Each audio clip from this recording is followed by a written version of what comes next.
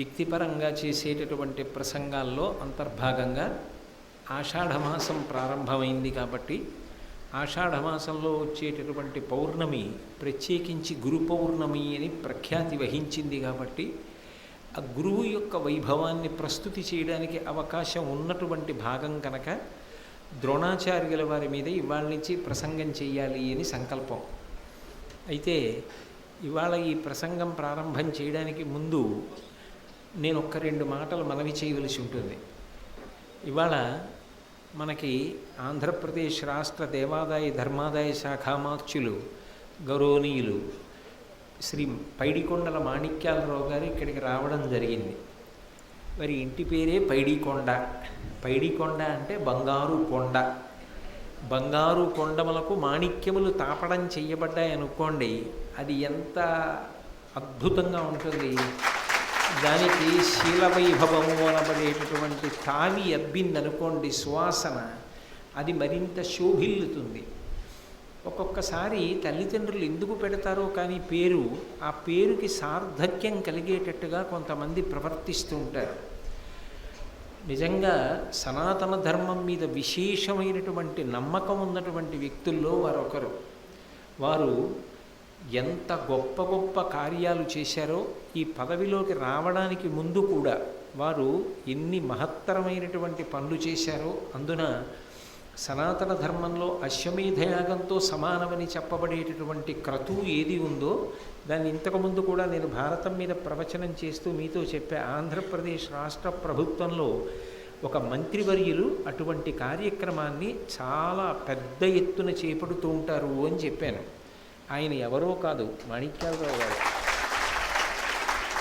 అంత గొప్పగా వారు ఆ అనాథప్రేత సంస్కారాన్ని సాగించినటువంటి వ్యక్తి. నాకు తెలిసినంత వరకు ఆంధ్రప్రదేశ్ చరిత్రలో శ్రీశైలం మొదలైనటువంటి దేవస్థానాలు, విజయవాడ కనకదుర్గమ్మ, వీటికి ఐఏఎస్ స్థాయి అధికారుల్ని కార్యనిర్వహణాధికారులుగా తీసుకొచ్చి ఆ దేవాలయాలు మరింత పరిపుష్టమై మరింత శోభాయమానం అవడానికి కావలసినటువంటి వ్యవస్థని ఏర్పాటు చేసినటువంటి ఘనత కూడా మొట్టమొదట ఆ శాఖకి అమాత్యులుగా ఉన్నటువంటి మాణిక్యాలరావు గారికే చెల్లుతుంది. నాకు తెలిసి ఎవరు దేవాదాయ శాఖ మంత్రిగా ఉండగా ఇంత దగ్గరలో గోదావరి నదికి ఆది పుష్కరాలు, అంత్య పుష్కరాలు, ఇలా అంత్య పుష్కరాలు పూర్తవుతూ ఉండగానే మళ్ళీ వెంటనే పక్క రోజున కృష్ణానది మహాపుష్కరాలు, ఇలా పుష్కరాలు ప్రారంభం అవడం అనేటటువంటిది చాలా తక్కువగా ఉంటుందేమో. ఇలా ఇన్ని పుష్కరాలు జరుగుతూ ఉండడం, ఇన్ని పుష్కరాలు జరుగుతూ రాష్ట్రంలో కొన్ని కోట్ల మంది పుణ్యస్నానాలు ఆచరించేటటువంటి పరమ పవిత్రమైన కాలంలో దేవాదాయ ధర్మాదాయ శాఖా మంత్రిగా ఉండాలి అంటే దానికి ఆ వంశంలో ఎక్కడో ఎవరో పెద్దలు చేసినటువంటి గొప్ప పుణ్య విశేషం ఏదో ఉండాలి. లేకుండా ఇంతమంది భక్తులకి ఇన్ని సౌకర్యాలు చేయడం, ఇటువంటి కార్యక్రమాన్ని నిర్వహించడానికి ప్రభుత్వ పక్షాన్ని నిలబడగలిగినటువంటి పదవిలో ఉండడం తటస్థించేటటువంటి విషయం కాదు. కాబట్టి వారి వంశంలో పెద్దల యొక్క అనుగ్రహానికి, భగవంతుని యొక్క అనుగ్రహానికి పాత్రులైనటువంటి వ్యక్తి వారు ఇవాళ ఈ సభకి రావడం అత్యంత ముదావహం. నిజానికి వారు వచ్చి కూర్చుని భారతం వినవలసినంత అవసరం లేదు, కానీ అది వారి యొక్క వినయానికి, వారికి సనాతన ధర్మం మీద ఉన్నటువంటి పరమ విశ్వాసానికి ప్రతీక. నేను కాకినాడ పట్టణం, ప్రత్యేకించి అయ్యప్ప స్వామి దేవస్థానం యొక్క భక్త మండలి అందరి తరపున కూడా వారికి హృదయపూర్వకమైనటువంటి శుభాభివందనములను ఆవిష్కరిస్తాను. శుక్లాంబరధరం విష్ణుం శశివర్ణం చతుర్భుజం ప్రసన్నవదనం ధ్యాయేత్ సర్వవిఘ్నోపశాంతయే. గురుర్బ్రహ్మ గురుర్విష్ణుః గురుర్దేవో మహేశ్వరః, గురు సాక్షాత్ పరబ్రహ్మ తస్మై శ్రీ గురవే నమః. వాగర్ధావివ సంపృక్తౌ వాగర్ధ ప్రతిపత్తయే జగత పితరౌ వందే పార్వతీ పరమేశ్వరౌ. హరి ఓం. పరమేశ్వర స్వరూపైన సభకి నమస్కారం.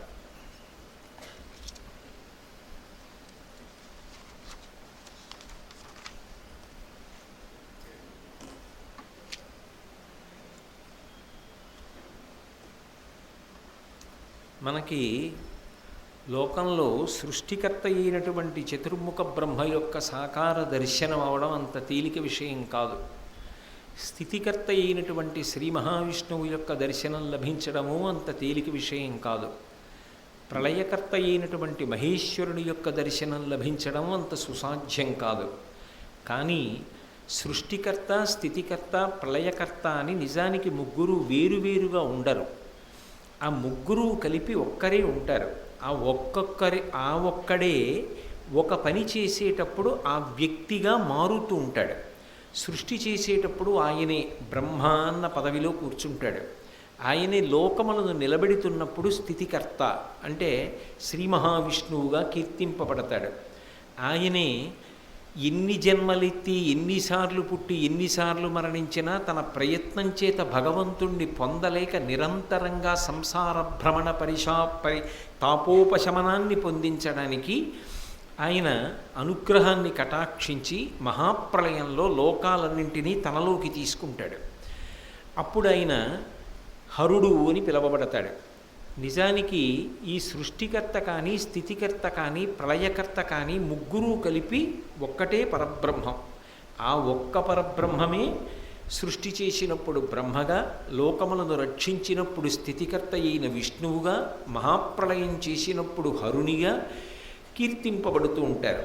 ఆయా పేర్ల చేత పిలవబడతారు. అందుకే మీరు ఎప్పుడు సనాతన ధర్మంలో అత్యంత ప్రాణప్రదమైన విషయం ఒకటి ఉంటుంది.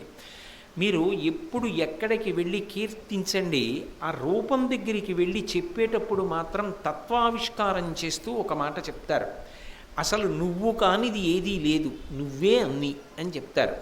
మీరు శ్రీశైలం వెళ్ళారనుకోండి, శ్రీశైలంలో మల్లికార్జున స్వామి వారి దగ్గర ప్రతిరోజు ఉదయం సుప్రభాతం చదువుతారు.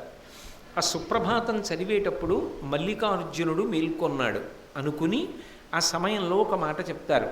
ఏకస్త్వమేవ బహుధా భవభాసిలోకే నిశంకధీర్ వృషభకేతన మల్లినాథ శ్రీభ్రామరిప్రియ సుఖాశ్రయ లోకనాథ శ్రీమల్లికార్జున విభో తవ సుప్రభాతం అంటారు. ఏకస్త్వమేవ బహుధా భవభాసిలోకే, యథార్థమునకు ఉన్నది నీ ఒక్కడవే. నీవు ఒక్కడవే ఇన్ని రూపములుగా కనపడుతున్నావు తప్ప ఇన్ని రూపములు లేవు. ఇన్ని రూపములు నీ ఒక్కడివే. ఒక్క బంగారము అనేక ఆభరణములుగా మారినట్టే శివాను ఒక్కడివే ఇన్ని రూపాలు పొందుతున్నావు అంటారు. అదే వెంకటేశ్వర సుప్రభాతంలో వెంకటేశ్వర స్వామి వారి దగ్గరికి వెళ్ళి నిలబడ్డారనుకోండి, ఆయన దగ్గరికి వెళ్ళి ఒక మాట చెప్తారు. ననాథో ననాథ సదా వెంకటేశం స్మరామి స్మరామి. ఓ వెంకటేశ్వర, నీకన్నా నాథుడు ఇంకొకడు ఉన్నాడని నేను అనుకోవట్లేదు. నువ్వే సమస్త దేవతాస్వరూపుడవు, నిన్ను నేను నిరంతరము స్మరించుచున్నాను అంటారు. అమ్మవారి దగ్గరికి వెళ్ళి కనకదుర్గ దగ్గర నిలబడ్డారనుకోండి, ఆవిడిని కీర్తించేటప్పుడు కరాంగుళి నఖోత్పన్న నారాయణ దశాకృతి, అమ్మ నారాయణుని యొక్క దశావతారాలు నీ యొక్క చేతి వేళ్ళు ఇలా అంటే వచ్చాయి. అందుకే నువ్వు అమ్మలగన్నయమ్మ, మొగురమ్మల మూలపుటమ్మ, చాలా పెద్దమ్మ, సురారులమ్మ, కడుపారడి బుచ్చినయమ్మ, తన్ను లోనమ్మిన వెల్పుటమ్మల మనంబున గుండెడియమ్మ దుర్గమాయమ్మ, కృపాబ్ధినిచ్యుత మహత్వ కవిత్వ పటుత్వ సంపదల్ అంటారు. ఇది భారతీయ సిద్ధాంతానికి ప్రాణప్రదం. మీరు ఏ భగవత్ స్వరూపం దగ్గరికి వెళ్ళి నిలబడినా కూడా ఇది ఇంకొక రూపం కన్నా భిన్నము అని అనరు. ఈ రూపమునందే అన్నీ ఉన్నాయి, అన్నీ ఈ రూపంలోనే ఉన్నాయి అని ప్రార్థన చేస్తారు తప్ప ఈయన వేరు ఆయన వేరు అని భావన చెయ్యరు.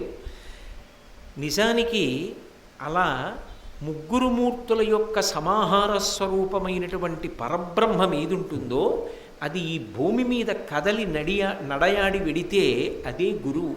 అందుకే గురుర్బ్రహ్మ, గురుర్విష్ణు, గురుర్దేవో మహేశ్వర, గురు సాక్షాత్ పరం బ్రహ్మ. ఆ గురువు బ్రహ్మ, ఆయనే సృష్టికర్త, ఆయనే స్థితికర్త, ఆయనే ప్రళయకర్త. ఎలా ఆయన సృష్టి చేశాడు అంటే ఆయన ఏం సృష్టి చేశాడు కాబట్టి బ్రహ్మ అంటారేమో.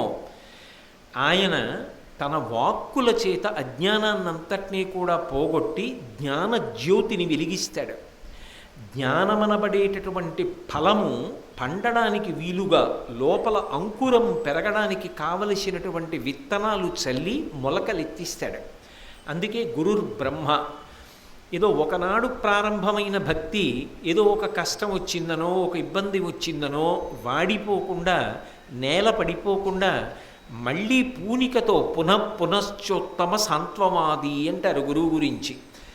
ఎందుకయ్యా భగవంతుడి గురించి బెంగపెట్టుకుంటావు, ఆయన చాలా సులభుడోయ్, చాలా కరుణామూర్తి, బెంగపెట్టుకోకు అని భగవంతుడికి దగ్గరగా శిష్యుణ్ణి నడిపిస్తాడు. నడిపించి ఆ భక్తి మాసిపోకుండా పునఃపునః దానికి నీళ్లు పోసి నిలబెడుతూ ఉంటాడు.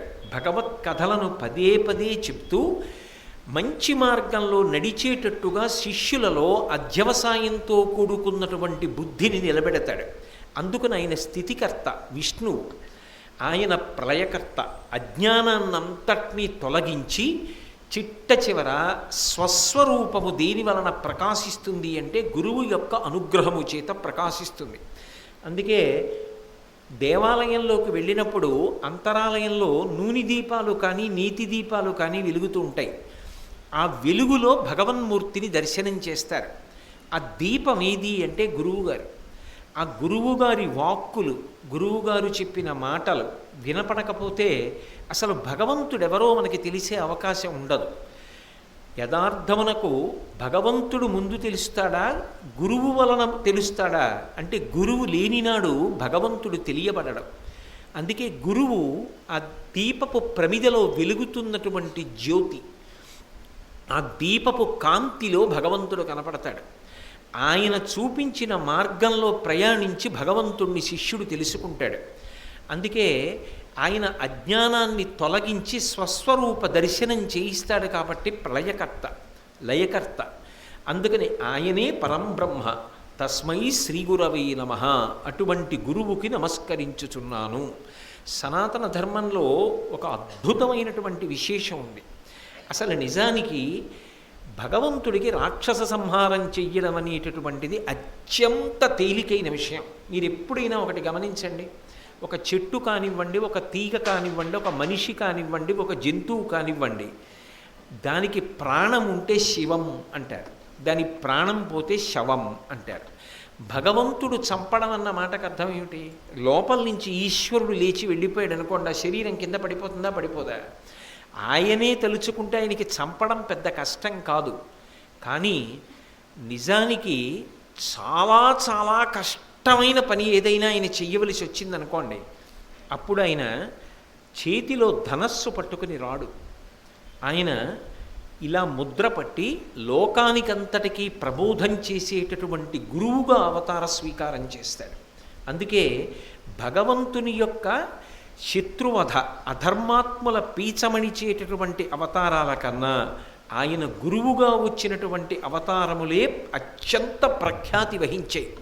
మీకు నేను ఒక ఉదాహరణ చెప్పాలి అంటే, ద్వాపర యుగంలో చిట్ట చివరలో కృష్ణ పరమాత్మ ఒక ప్రతిజ్ఞ చేశాడు. ఆయన ఏమన్నాడంటే, యదా యదా హి ధర్మస్య గ్లానిర్భవతి భారత అభ్యుత్థానమధర్మస్య తదాత్మానం సృజామ్యహం అన్నాడు. ఎప్పుడెప్పుడు ధర్మమునకు ఇబ్బంది కలుగుతుందో, ఎప్పుడెప్పుడు అధర్మాత్ములు పెరిగిపోతారో అప్పుడప్పుడు నేను అవతారం తీసుకుని వాళ్ళందరినీ సంహారం చేస్తాను అన్నాడు. బాగుంది. ద్వాపర యుగం అయిపోయింది, కలియుగం వచ్చింది. ద్వాపర యుగం వరకు నియమం ఏమిటంటే, రాక్షసుల యొక్క ఉపాధి వేరు. చీమ దానికో శరీరం ఉంటుంది, ఈగ దానికో శరీరం ఉంటుంది, దోమ దానికో శరీరం ఉంటుంది, కుక్క దానికో శరీరం ఉంటుంది. శరీరాన్ని చూసి గుర్తుపడతాం, అది కుక్కండి అంటాం, అది ఏనుగండి అంటాం, అది పందండి అంటాం, ఇది నల్లండి అంటాం, వీడు మనుష్యుడు అంటాం. కలియుగంలోకి వచ్చేటప్పటికి పెద్ద సమస్య ఎక్కడంటే, రాక్షసులకు ఉపాధి ఉండదు. భగవంతుడు రాక్షసులకు వేరు శరీరం ఇవ్వడు. మరి రాక్షసులు ఎక్కడ ఉండాలి అంటే, మనుష్యుల యొక్క మనసులలో ఉండమన్నాడు. వాడు ఎక్కడికి చేరుతాడంటే మనిషి యొక్క మనసులోకి చేరుతాడు. అందుకే మీరు చూడండి, మీరు మంచి పనులు ఏమైనా చేయడానికి, మంచి మార్గంలో వెళ్ళడానికి ప్రయత్నపూర్వకంగా మంచి పుస్తకాలు చదవాలి, మంచి మాటలు వినాలి తప్ప కోపం నేర్చుకోవడానికి శిక్షణా కేంద్రాలు ఉండవు. తప్పుడు పనులు చేయడం నేర్చుకోవడానికి శిక్షణా కేంద్రాలు ఉండవు, అవి తమంత తాము వచ్చేస్తాయి. ఎందుకని అంటే రాక్షసులు ఇక్కడే కూర్చుని ఉంటారు కలియుగంలో. ఆ రాక్షసత్వం విజృంభించిందనుకోండి, ఎంత ప్రమాదకరమైన మాటలైనా మాట్లాడతారు, ఎంత ప్రమాదకరమైన పనులైనా చేస్తారు. ఆ రాక్షసుల్ని తొలగించడం ఎలా కుదురుతుంది కలియుగంలో? కంఠం తీసేశారనుకోండి, లోపల రాక్షసుడు ఉన్నాడు, వీడి చేత తప్పుడు పనులు చేయిస్తున్నాడని చంపుతూ వెళ్ళిపోవడం మొదలు పెడితే కలియుగంలో కలిపురుషుని యొక్క ఉద్ధతి చేసే తప్పు మార్గంలో వెళ్ళాలనేటటువంటి అనురక్తి యొక్క ఆకర్షణ చేత అటుగా ప్రయాణించే వాళ్ళ సంఖ్య ఎక్కువగా ఉండే అవకాశం ఉంటుంది. అప్పుడు ఎంతమందిని చంపేస్తాడు భగవంతుడు? ఇంకా తప్పు చేసిన వాళ్ళందరినీ చంపుకుంటూ వెళ్ళిపోయాడు అనుకోండి. రామావతారంలో అయితే రావణాసురుణ్ణి, రావణాసురుని యొక్క పరివారాన్ని అంతటినీ కూడా తెగటార్చేశాడు. ఏం తక్కువ మందిని చంపలా, కోట్ల మందిని చంపేస్తే నెత్తురు ఏరులై పారింది. బండన భీముడర్తజన బంధముడుజ్వల బాణతోణ కోదండ కళాప్రచండ భుజతాండవ కీర్తికి రామమూర్తికిన్ రెండవ సాటి దైవమికలేడనుచున్ గడకట్టి భేరికాడండడండడండనిదంబుల జండము నిండమత్త వేదండము నిక్కి చాటెదను దశరథి కరుణాపయోనిధి అంటారు గోపరాజు గారు. అంత గొప్ప శత్రు సంహారం చేశాడు రామచంద్రమూర్తి. తాను ఒక్కడు ధనస్సు పట్టుకుంటే చాలు తెగటార్చేశాడు అంతమందిని. మరి కలియుగం దగ్గరికి వచ్చేటప్పటికి ఎంతమందిని చంపేస్తాడు కృష్ణుడు? మరి ద్వాపర యుగంలో ప్రతిజ్ఞ చేశాడుగా, ఎప్పుడు ధర్మానికి ఇబ్బంది వస్తే అప్పుడు నేను అవతారం తీసుకుంటానని. మరి కలియుగంలో ఎలా చంపాలి అంటే శివుడు ఒకడు, విష్ణు ఒకడు కారు. అందుకే విష్ణువుగా ఆయన చేసిన ప్రతిజ్ఞ నిలబెట్టడానికి కలియుగంలో రాక్షసులకు శరీరం ఉండదు కనుక మనిషి మనసులో కూర్చున్న రాక్షసుడు తొలగిపోవాలి అంటే వాడికి మంచి విషయాల మీద అనురక్తి కలగాలి, భగవంతుని యందు భక్తి కలగాలి, శాస్త్రమునందు విశ్వాసం కలగాలి, వినయంతో జీవించడం రావాలి. ఇవి రావాలి అంటే తాను కష్టపడినా సరే ఒక గురువుగా వచ్చి ప్రబోధం చెయ్యాలి. అందుకే ఒక రాముడిలా ధనస్సు బాణాలు పట్టుకు రాలా, ఒక కృష్ణుడిలా అవసరమైతే నేను చక్రాన్ని ప్రయోగిస్తానని పట్టుకోవడానికి సుదర్శన చక్రధారణ చెయ్యల. ఆదిశంకరాచార్యుల వారిగా అవతార స్వీకారం చేశాడు. చేసి యావత్ భారతదేశాన్ని కూడా పాదచారి అయి పర్యటించాడు. నేను గంగా స్నానం చెయ్యాలనుకోండి, ఏ కాశీ పట్టణానికో వెళ్ళాలి, గంగయే నన్ను అనుగ్రహించి బయలుదేరి మా ఇంటి ముందుకు వచ్చిందనుకోండి, నేను ఎంత అదృష్టవంతుడినో. అలా భగవంతుడే గురువు రూపంలో ఉండి అన్ని చోట్లకి తానే కదిలి వెళ్ళాడు. శంకరాచార్యుల వారి రూపంలో వెళ్ళి అందరికీ కూడా జ్ఞానప్రబోధం చేసి మనుష్యుల మనసులలో ఉండేటటువంటి రాక్షసులందరినీ కూడా తొలగించాడు. తొలగించడం కాదు, ఎప్పుడో శంకరాచార్యుల వారిగా వస్తే సరిపోదేమోనని ఆయనే మళ్ళీ మళ్ళీ అవతార స్వీకారం చేశాడు. అసలు నిజంగా నేను చెప్పాలి అంటే ఈ దేశపు గౌరవం అంతా ఎక్కడి నుంచి వచ్చిందో తెలుసా? గురువుల వలన వచ్చిన గౌరవం. అందుకే భారతదేశం అనేటప్పటికీ వెంటనే 2 చేతులెత్తి ప్రపంచ దేశాలన్నీ నమస్కారం చేస్తాయి. ఎందుకు నమస్కారం చేస్తాయంటే 4 వేదాలు పుట్టిన భూమి, భగవద్గీత పుట్టిన భూమి, రామాయణ భారత భాగవతములు పుట్టిన భూమి, ఎందరో ఋషులు పుట్టిన భూమి. రామకృష్ణ పరమహంస, వివేకానందుడు, ఆదిశంకరాచార్య, చంద్రశేఖరేంద్ర సరస్వతి, చంద్రశేఖర భారతి, ఇటువంటి ఎందరో మహానుభావులు మళ్ళీ మళ్ళీ మళ్ళీ మళ్ళీ వస్తూనే ఉన్నారు. ఒకప్పుడు కంచికామకోటి పీఠాధిపత్యం వహించినటువంటి చంద్రశేఖరేంద్ర సరస్వతి స్వామి వారు చేసినటువంటి ప్రబోధానికి, వారు పాదచారి అయి నడిచి వెళ్ళి వారు చేసిన ప్రబోధానికి కొన్ని కోట్ల మందిలో మార్పు వచ్చింది. దేశం అంతట్లో కూడా ఆయన మళ్ళీ ధర్మ మార్గం వైపుకి నడిపించగలిగినటువంటి దార్శనికుడు అయ్యాడు. అందుకే నాని పాల్కీవాలా ఒక మాట అంటాడు, members of the dominant minority అని ఒక విచిత్రమైన మాట వాడాడు ఆయన. డామినెంట్ మైనారిటీ అన్న మాటకు అర్థం ఏమిటంటే కొద్దిమంది వ్యక్తులు వేళ్ల మీద లెక్క పెట్టగలిగినంత మాత్రమే ఉంటారు, కానీ వాళ్ళ నోటి వెంట వచ్చినటువంటి మాటలు కొన్ని శతాబ్దాల పాటు మనుష్యుల యొక్క జీవితాలని మారుస్తాయి. శంకరాచార్య స్వామి వారు చెప్పిన మాటలు ఇప్పటికీ ఎప్పటికీ చెప్పుకుంటూనే ఉంటాం. చంద్రశేఖరేంద్ర సరస్వతి స్వామి వారు నడిచి చూపించిన బాట వారు చెప్పిన మాట ఎప్పటికీ జ్ఞాపకం ఉంచుకుంటాం. రామకృష్ణ పరమహంస, వివేకానందుడు, భగవద్గీత ఇటువంటివి ఎప్పుడూ స్మరిస్తూనే ఉంటాం. మహాత్ముల జీవితాలలో ఎన్ని కష్టాలు రానివ్వండి, వాళ్ళు అలాగే ఊంచుకుని మనుష్యులకు సుధాప్రబోధం అంటే అమృతాన్ని వాక్కుల ద్వారా పంచిపెడుతూనే ఉంటారు. దాని చేత మనుష్యుల యొక్క జీవితాలు మారతాయి. మీరు ఎన్ని పోలీస్ స్టేషన్లు పెట్టైనా సరే సాధించలేని శాంతి భద్రతలు ప్రజల యొక్క మనసులలో వచ్చినటువంటి మార్పు వల్ల, వాళ్ళు ధర్మాన్ని పట్టుకున్న కారణం చేత నేరముల యొక్క సంఖ్య తగ్గి ప్రజలందరూ కూడా ప్రశాంతంగా ఉండడానికి వ్యవస్థ ఏర్పడుతుంది. అందుకే ఒక గురువు యొక్క గొప్పతనం చెప్పడానికి ఎవ్వరి యొక్క వాక్కు సరిపోదు. మహాభారత కాలం దగ్గరికి వచ్చేటప్పటికి ఒక క్లిష్టమైన సమస్య వచ్చింది.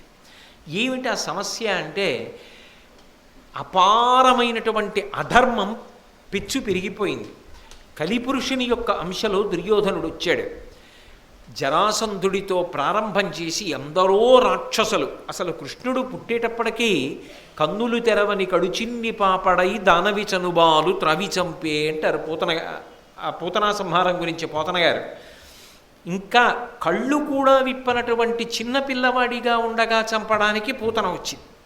ఆ పూతన, అలాగే ఆ శకటాసురుడు, ఇటువంటి వాళ్ళని ఎంతమందినో కంసాదులను సంహారం చేసి అసలు నిజంగా కురుక్షేత్ర యుద్ధం ప్రారంభమయ్యే వేళటికి దుర్యోధనుడి వెనకాతల ఎందరూ నిలబడితే అసలు అర్జునుడికి శక్తి సరిపోదని కృష్ణ పరమాత్మ ముందు నుంచే కొంతమందిని ఖాళీ చేస్తూ వెళ్ళారు. వెడితే 11 అక్షౌహిణీల సైన్యం దుర్యోధనుడి వెనక నిలబడింది.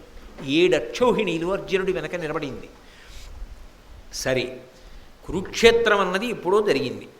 అసలు ఆ కురుక్షేత్రం యుద్ధభూమిలోకి వెళ్ళి అర్జునుడు తట్టుకోవాలి. అవతల భీష్మాచార్యుల వారు ఉన్నారు, కర్ణుడు ఉన్నాడు, కృపాచార్యుడు ఉన్నాడు, అశ్వత్థామ ఉన్నాడు. ఇటువంటి వాళ్ళు ప్రయోగించేటటువంటి అస్త్రాలకి బదులుగా అస్త్రములు ప్రయోగించాలా? వాళ్ళు వేసినటువంటి అస్త్రములను తాను ఉపసంహారం చేయగలిగినటువంటి శక్తి ఉండాలా? మీకు చెప్పాను, అశ్వత్థామ బ్రహ్మశిరోనామకాస్త్రం వేస్తే అర్జునుడు ఉపసంహారం చేయించవలసి వచ్చింది. తాను వేసిన అస్త్రాన్ని తాను ఉపసంహారం చేశాడు. మరి అటువంటివి చెయ్యాలి అంటే విలువిద్యా నైపుణ్యం ఉండాలా? గదాయుద్ధం నేర్చుకోవాలా? శూలంతో యుద్ధం చేయడం రావాలా? భూమి మీద నిలబడి యుద్ధం చెయ్యాలి, గుర్రం మీద కూర్చుని యుద్ధం చెయ్యాలి, ఏనుగు మీద కూర్చుని యుద్ధం చెయ్యాలి, అనేకమైన వ్యూహములను రచించాలి, అనేకమైన వ్యూహములను భేదించాలి, ఇన్ని చెయ్యాలి. అసలు ఒక గురువు లేకపోతే అర్జునుడికి ఇంత విద్య ఎక్కడి నుంచి వస్తుంది? నరనారాయణులే కావచ్చు కృష్ణార్జునులు. కానీ ఈ కలియుగంలో ఈ భూమి మీద పుట్టాక ద్వాపరయుగం చివరలో కానివ్వండి, ఆ యుగంలో ధర్మ సంస్థాపన జరగాలి అంటే ఒక గురువు లేకపోతే వాళ్ళకి ఆ అస్త్ర విద్యనంతటినీ నేర్పేవాడెవరు? ఒకవేళ నేర్పాడనుకోండి, దీన్ని ధర్మం కోసం వాడతాం తప్ప మాకు ఎంత శక్తి ఉన్నా సరే ప్రాణం పోయినా మేము దీన్ని అధర్మానికి వాడం అని, ఇంత శక్తి ఉన్నప్పటికీ కూడా దాన్ని ధర్మం కోసమని చెప్పి నిగ్రహంతో వాడగలిగినటువంటి ప్రజ్ఞ అంకురించాలి అంటే విద్య నేర్పేటప్పుడే ధర్మం మీద ఎంత అనురక్తి కలిగేటట్టుగా మాట్లాడగలిగినటువంటి నైపుణ్యం ఉండాలి.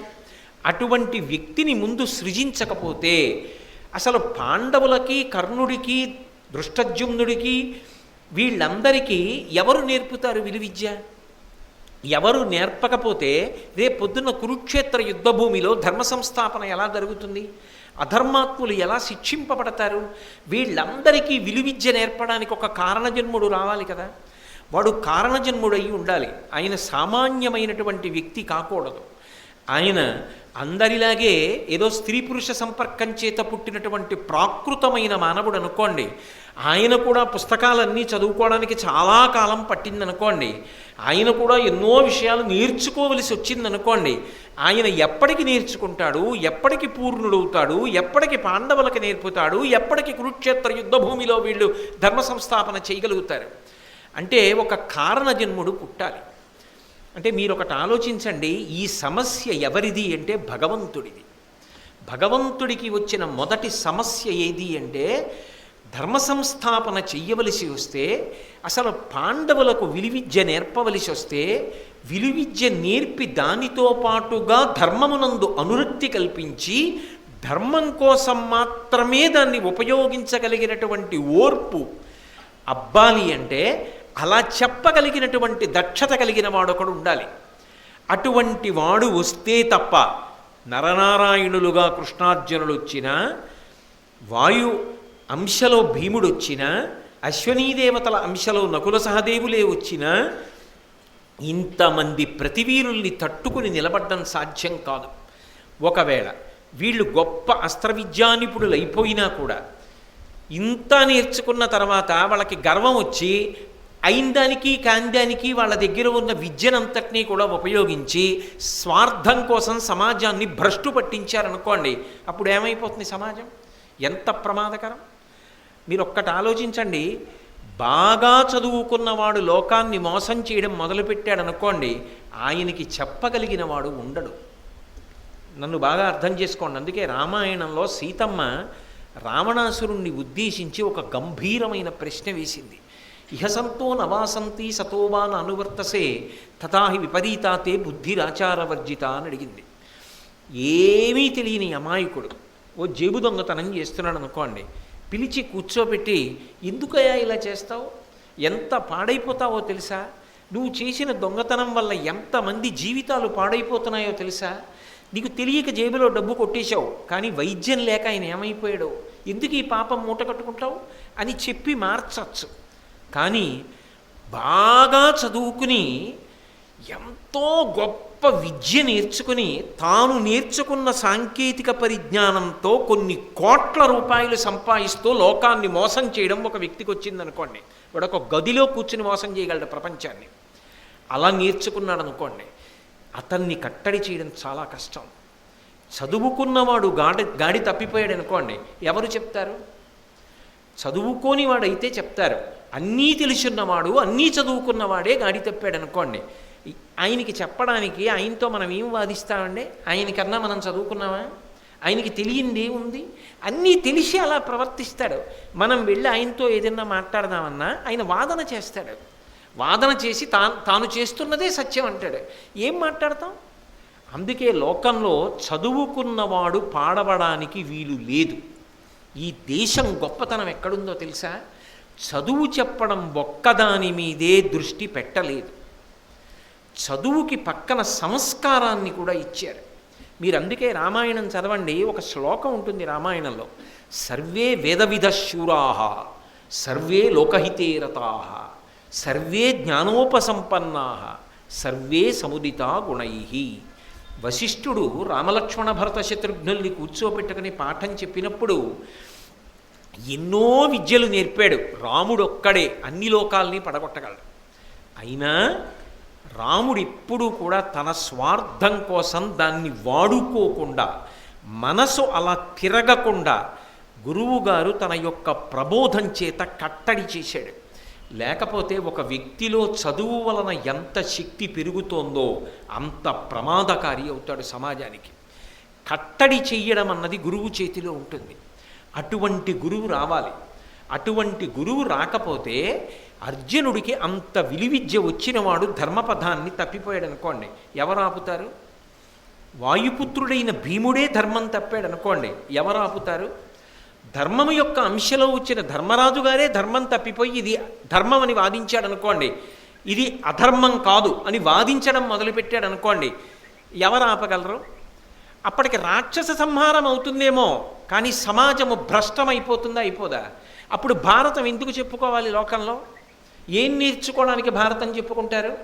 ఎన్ని కష్టాలు వచ్చినా ధర్మరాజు గారు ఎలా నిలబడ్డాడో, పాండవులు ఎలా నిలబడ్డారో అలా నువ్వు కూడా జీవితంలో ఓర్పు నేర్చుకో. వాళ్ళకి చేతకాక ఓర్పు పట్టారా? అన్నీ తెలుసున్న వాళ్ళు ఎంత ఓర్పు పట్టారు, ఓర్పు గొప్పది కదా అని చెప్పడానికి ఆధారం లేకపోతే ఎలా లోకంలో అందరికీ మంచి మాట నేర్పడానికి అవకాశం కలుగుతుంది? అటువంటి మంచి మాట చెప్పగలిగిన నేర్పరి అయి ఉండాలి. తాను వేదాంగములు చదువుకున్నవాడై ఉండాలి. తాను కారణజన్ముడై ఉండాలి. ఇన్ని విద్యలు తనకి కరతలామలకంగా వచ్చినవాడై ఉండాలి. ఇన్ని వచ్చి కూడా త్యాగమూర్తి అయ్యి అది శిష్యుల కొరకు చెప్పగలిగిన వాడై ఉండాలి. ఇంత గొప్ప గురువు ముందు ఏర్పడితే తప్ప శిష్యులకు అందవలసినది అందదు. అందుకే భగవంతుడు అన్నిటికన్నా ఎక్కువ దేని గురించి ఆలోచిస్తాడో తెలుసా? లోకాన్ని మంచి మార్గంలో నడిపించగలిగిన సమర్థుడైనటువంటి గురువుని సృష్టించడంలో భగవంతుడు ఎప్పుడూ పూనికతో ఉంటాడు. ఆ గురువు తన జీవితాన్ని ఆదర్శంగా 10 మందికి చూపి మంచి మాటలతో లోకాన్ని మారుస్తాడు, విద్య నేర్పుతాడు. అలా మహాభారత కాలంలో వచ్చినటువంటి మహాపురుషుడు ద్రోణాచార్యుల వారు. ఆయన పాండవులందరికీ కూడా గురువు. మహాభారతంలో పాండవులకి కృపాచార్యుల వారు కూడా పాఠం నేర్పారు. కానీ పాండవులు ఎప్పుడైనా గురువు అన్న మాట వాడితే దాన్ని ద్రోణాచార్యుల వారికే అన్వయం చేసి మాట్లాడతారు. మహాభారతంలో ద్రోణాచార్యుల వారి యొక్క జీవితాన్ని పరిశీలనం చేస్తే ఒక గురువు అంటే ఎలా ఉంటాడో అర్థమవుతుంది, ఒక శిష్యుడు ఎలా ఉండాలో అర్థమవుతుంది. అందుకు గురు పౌర్ణమి వస్తోంది కాబట్టి నేను ద్రోణుడి గురించి మాట్లాడడానికి సిద్ధపడ్డాను. అసలు ఒక శిష్యుడు అన్నవాడు ఎలా ఉండాలి, చదువు అన్నది ఎలా చదువుకోవాలి, చదువుకునేవాడికి ఎటువంటి లక్షణాలు ఉండాలి, పాఠం చెప్పేటటువంటి గురువు గారు ఎంత గొప్పగా ఉంటాడు, ఆ గురువుల యొక్క వైభవం ఎలా ఉంటుంది, అసలు ఈ దేశానికి కీర్తి ఎవరి వల్ల వచ్చింది, ఇది ద్రోణాచార్యుల వారిని పరిశీలిస్తే తెలుస్తుంది. ఎందుకో తెలుసా? ఈ దేశంలో కాదండి, యావత్ ప్రపంచంలో అనేక దేశాల నుంచి ఎందరో రాజులు ఆ రోజులలో వచ్చి ద్రోణాచార్యుల వారి దగ్గర విద్యాభ్యాసం చేశారు. ఒక్కడు కాదు, పాండవులు కాదు, ఎంతమందో ద్రోణుడి దగ్గర నేర్చుకుంటామని వచ్చారు. ఒకప్పుడు వ్యాకరణం నేర్చుకోవడానికి పతంజలి దగ్గరికి వచ్చేవారు. ఈ దేశం గొప్పతనం ఎక్కడుంది అంటే అటువంటి గురువుల వలన వచ్చింది ఈ దేశం యొక్క గొప్పతనం అంతా. కాబట్టి అటువంటి గురువుని ద్రోణాచార్యుల వారిని తయారు చెయ్యాలి. అయితే ఇక్కడ మీరు ఒక విషయాన్ని గమనించాలి.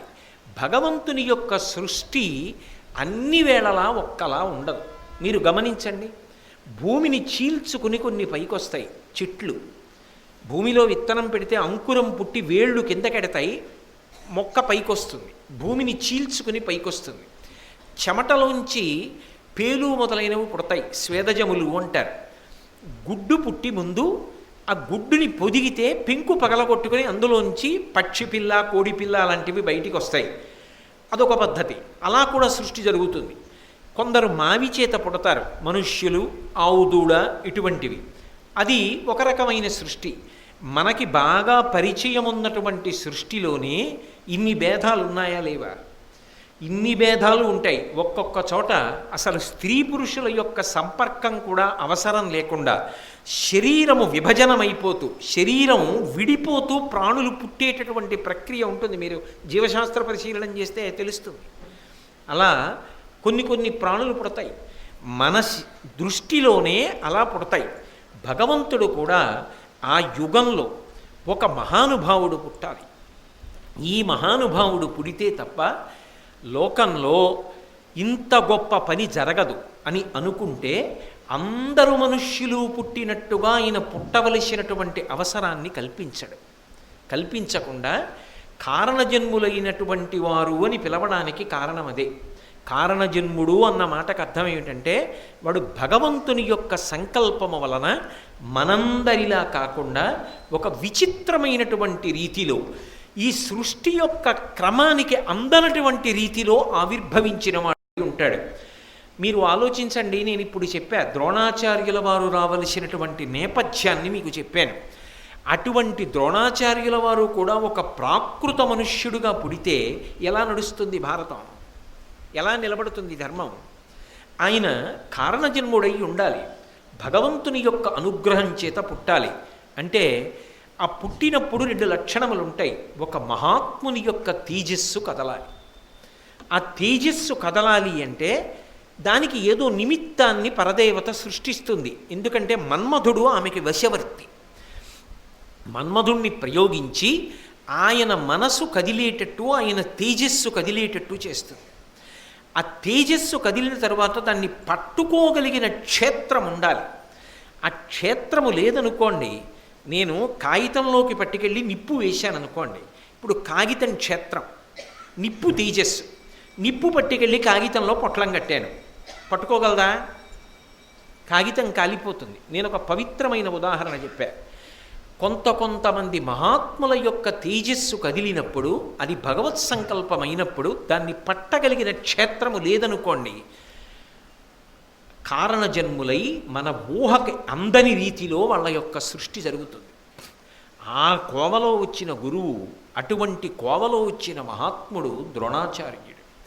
అందుకే ఆ ద్రోణాచార్యుని యొక్క ఆవిర్భావం గురించి, ఆయన పుట్టుక గురించి మహాభారతంలో ఆదిపర్వంలో స్పృశించారు.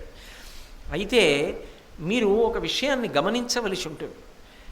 బాగా పెద్దవిగా ఉన్నవన్నీ గొప్పవని చెప్పడానికి ఉండదు, బాగా చిన్నవిగా ఉన్నవన్నీ తక్కువని చెప్పడానికి ఉండదు.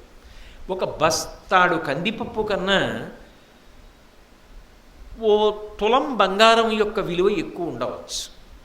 ఓ కిరాణా కొట్లో ఉన్న జనం కన్నా బంగారం కొట్లో ఉండే జనం తక్కువ ఉంటారు. అంటే బంగారం కొట్లో ఉన్న విలువలు తక్కువ అండి, అందుకే అక్కడికి ఎవరు వెళ్ళరని మీరు అనగలరా? మీరు అనలేరు. బంగారం కొట్లో ఉండే సరుకు విలువ ఎక్కువ కాబట్టే అక్కడికి వెళ్ళేవాళ్ళు తక్కువ ఉంటారు. పచారీ కొట్లో ఉండే సరుకు యొక్క విలువ అత్యంత అవసరం, కానీ ఎంత వెచ్చించైనా కొనుక్కోవచ్చు కాబట్టి అందరూ అక్కడికి వెడతారు కాదు. అలాగే సృష్టిలో కూడా ఒక విశేషం ఉంటుంది. భగవంతుని యొక్క సంకల్ప విశేషం చేత మహాత్ముల యొక్క తేజస్సు కదిలి అందులోంచి పరమాద్భుతమైనటువంటి మూర్తులు ఆవిష్కృతమవుతారు. అటువంటి స్థితిలో భరద్వాజుడు అనబడేటటువంటి ఒక మహర్షి, ఆయన వానప్రస్థాన్ని స్వీకరించి ఎప్పుడూ వేదాన్ని అధ్యయనం చేస్తూ ఆ వేదమంత్రాలని వల్లెవేస్తూ గంగాద్వారంలో నివాసం చేస్తూ ఉండేవాడు. నేను మీకు ఆ ఉలూచి గురించి చెప్పినప్పుడు అప్పుడు చెప్పా గంగాద్వారం గురించి. హరిద్వార్ భారతదేశానికి ఆయువు పట్టు, అంత గొప్ప క్షేత్రం అది. అటువంటి గంగా తీరంలో ఆయన ఆశ్రమాన్ని ఏర్పాటు చేసుకున్నాడు. బంగారపు తునక విలువ ఎలా ఉంటుందో ద్రోణాచార్యుల వారి పుట్టుక గురించి అంత తక్కువ మాట్లాడతారు. ఎందుకని అంటే అది బాగా ఆలోచించి తెలుసుకోవలసిన అద్భుతం తప్ప వాక్యముల చేత ఆవిష్కరించవలసినది కాదు. అందుకే పద్యం చిన్నది, నేను నేపథ్యం మాత్రం ఇంత చెప్పవలసి వచ్చింది. సద్వినుత చరిత్రుండు భరద్వాజుండను మునీశ్వర ప్రవరుండు, గంగాద్వారమున తపంబు జగద్వంద్యుడు చేయుచుండే గతకల్మషుడై. ఏమి పద్యరచనండి! ఆంధ్రజాతి రుణపడిపోయింది ఆ నన్నయ్య గారికి, తిక్కన గారికి, ఎర్రాప్రగడకి. ఆయన అంటాడు గతకల్మషుడై, మనసులో ఏ విధమైనటువంటి కల్మషం లేదు. ఏ విధమైన కల్మషం లేదు అన్న మాటకు అర్థం ఏమిటి? నీటిలో బురద ఉందనుకోండి, మట్టి కలిసి ఉందనుకోండి, ఆ నీరు త్రాగడానికి పనికిరాదు. ఇక్కడ బురదగా ఉందండి, స్నానం ఎలా చేస్తాం? కొంచెం తేట నీరు ఉన్న చోట స్నానం చేద్దామంటారు. బురద అంతా కిందకి దిగిపోయిందనుకోండి, తేట నీరు ప్రవహిస్తుంది. గతకల్మషుడై అన్న మాటకు అర్థం ఏమిటంటే ఆయన మనసులో రాగము లేదు, ద్వేషము లేదు. నాకు ఇది కావాలని కోరిక లేదు. ఆ కోరిక లేదనుకోండి, నాకు ఇది రాలేదని కోపం ఎందుకు వస్తుంది? నాకు ఇది కావాలని కోరుకుందనుకోండి, అది నాకు రాలేదనుకోండి, నాకు కోపం వస్తుంది. రాగము లేదు, ద్వేషము లేదు. కాబట్టి ఆయన ఏది చూసినా పరబ్రహ్మం కింద చూస్తుంటాడు, అదంతా భగవంతుడు అని చూస్తుంటాడు. కాబట్టి ఆయన మనసులో ఏ కల్మషం లేదు, రాగము లేదు, ద్వేషము లేదంటే ఆయనకి కోరిక కలిగే అవకాశము లేదు సుమా. అంత పవిత్రమైనటువంటి మనసుతో ఉన్నాడు. అసలు ఆ పద్యం వేయడంలో నేర్పరితనం చూడండి, ఎంత అందంగా ఆ వ్యక్తిని ప్రవేశపెడతారో చూడండి. కళ్ళ ముందు ఆ భరద్వాజుడు నడిచి వెడుతున్నట్టు కనపడుతుంది. ఆయన గంగా స్నానానికి వెడుతున్నాడు. ఇది ఒక చమత్కారం. అసలు గురు శిష్య సంబంధంలో అద్భుతం ఎక్కడంటే, గురువుగారు స్నానానికి వెడుతున్నప్పుడు శిష్యుడు ఆయనని అనుగమించేటటువంటి తీరు. రామాయణం అక్కడే ప్రారంభమైంది. గురువుగారు స్నానానికి బయలుదేరారనుకోండి, నేను స్నానం చేయడానికి కావలసిన ఓ స్నానశాటి, ఆ బట్ట తడిసిపోతుంది కాబట్టి ఒళ్ళు తుడుచుకోవడానికి ఓ తువ్వాలు, ఆ తర్వాత కట్టుకోవడానికి ఓ పొడి పంచ, నేను వెడుతున్నప్పుడు చేతిలో కాస్త నీళ్లతో ఓ పాత్ర, అక్కడికి వెళ్ళిన తర్వాత నది ఒడ్డున కూర్చుని ఏదో సంధ్యావందనం చేసుకోవడానికి ఓ కమండలం, ఓ చిన్న పాత్ర, ఇవన్నీ నేనే సర్దుకుని మూట కట్టుకున్నాను అనుకోండి. నేనంటే నేనని కాదు నా ఉద్దేశం, ఓ గురువుగారు. అప్పుడు వెనక శిష్యులు ఎందుకు? అది కాదు. గురువుగారు మధ్యాహ్నం అయింది, గురువుగారు స్నానానికి పెడతారు నదికి, గురువుగారు సంధ్యావందనం చేసుకుంటారు. కాబట్టి 11ంటికి గురువుగారు బయలుదేరతారు. 10:30కి శిష్యుడు ఏం చేస్తాడంటే ఇవన్నీ సర్దుకుంటాడు. ఇవన్నీ సర్దుకుని సిద్ధంగా కూర్చుంటాడు. ఏరా గురువుగారు అన్నీ సిద్ధంగా పెట్టాను గురువుగారు. గురువుగారు నడిచి వెళ్ళారు, గురువుగారు స్నానానికి తిరుగుతున్నారు, చిన్న బట్టిస్తాడు. గురువుగారు స్నానం చేశారు, తువ్వాలు అందిస్తాడు. గురువుగారు స్నానం చేస్తున్నారు, వీపుతో అవుతాడు. అందుకే గురు శుశ్రూష అన్నారు. గురువు తండ్రి కన్నా గొప్పవాడండి. ఆ గురువు అన్న మాటని పాడు చేసి గురువు అన్న మాటకి అపకీర్తి తీసుకొస్తే అంతకన్నా దారుణమైన విషయం లోకంలో ఇంకోటి లేదు. గురువు తండ్రిలా బ్రతకాలి సమాజంలో. అందుకే గతకల్మషుడై, ఆయన మనసులో ఏ రాగద్వేషాలు లేవు. ఆయన గంగానది స్నానానికి బయలుదేరుతున్నాడు.